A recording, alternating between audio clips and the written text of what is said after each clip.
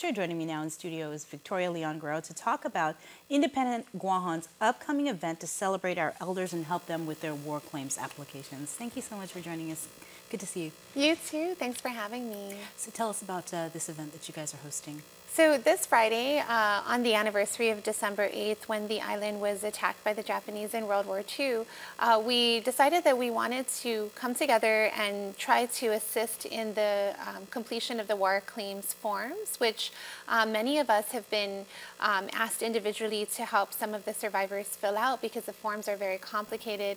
It's best to fill them out online, and so we thought it would be a wonderful opportunity for us on this important date to be able to help them in this process to seek justice. And so we partnered with the Guam War Survivors Memorial Foundation.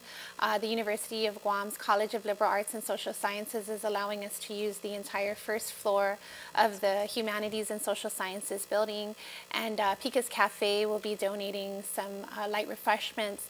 And basically, we have currently over 30 volunteers who will be helping us to fill out forms. We have a computer lab with 20 computers available, so hopefully we'll be able to fill out at least 20 forms at a time. And then while survivors are waiting, we also have different components of the space to be able to help us all remember that day. So we'll have a reading room with books about the war. We'll have a documentary screening room where we'll show various documentaries that have been made about the war experience on Guam. And then an oral history collection room so that if survivors wanted to share other stories, not just their memories of the war with younger generations, they'd be able to do that there. And an expressions room where they can actually do artwork or write and express themselves. And we'll have some live music and entertainment. And so the idea really, though, is to be available to help them in any way that they need in terms of completing their forms.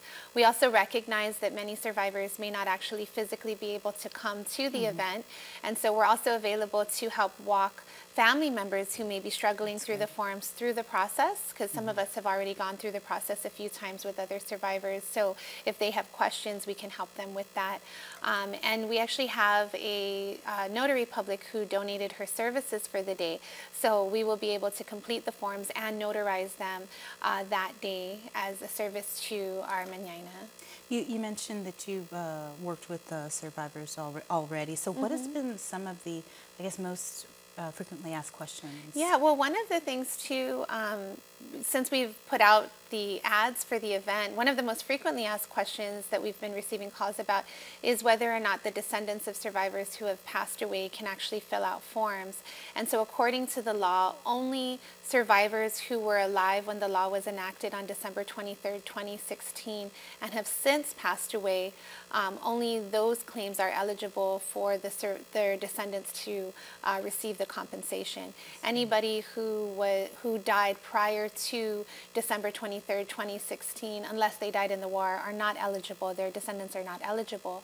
And then in the instance in which somebody did die after December 23rd, initially one of the hurdles I found was that I was helping a survivor, and she also wanted to fill out a form for her husband who had been alive on that day but had since died.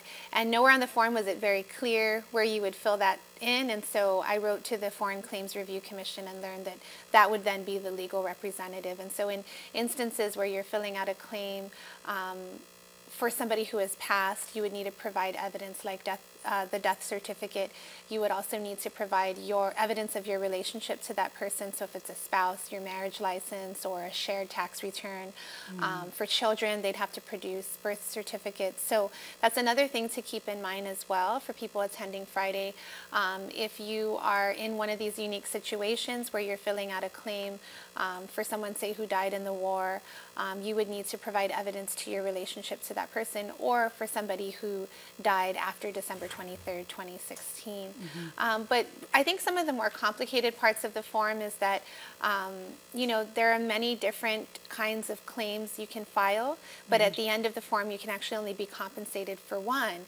And so in all of the instances where I was helping a survivor, they were actually eligible for 3 or 4 different kinds of experience. They had gone through 3 or 4 different kinds of the experiences that are compensable, but of course, at the end of the form, they have to choose one that they seek compensation for. And so, you know, we've just been filling in the entire form so that their story is fully fully documented, Right. and submit the entire thing, even though at the end, as I mentioned, they would have to choose between the types of compensation they would be eligible for. So for example, you know, most people participated in forced march, many had forced labor, were interned, and may have been raped. Yeah. But at the end, in the drop-down menu, you know, you would basically have to just choose one. And so in the instance of maybe rape, you may have to choose rape because it would be the highest form of compensation in the drop-down menu. But the rest, you can't also select. So that's been a difficult part of the process for some people. It's also just difficult, and I mean, you and I both know we've interviewed many war survivors. It's just difficult to actually just fill out the form, having to relive all of that.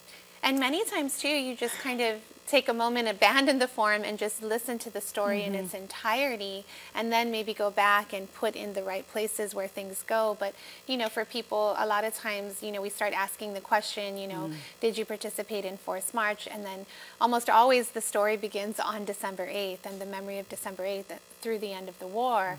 And so with the volunteers, you know, we encourage them, if a survivor wants to tell you their whole story, be present and listen, and know that for some of them, they may have never shared this before. So it's very sensitive. We need to respect their confidentiality. And, you know, some of them don't always feel comfortable sharing with family members because they don't want their family to have to carry that pain. And so, you know, for these volunteers to really be mindful that what they're providing is a really important service and that they really need to be present.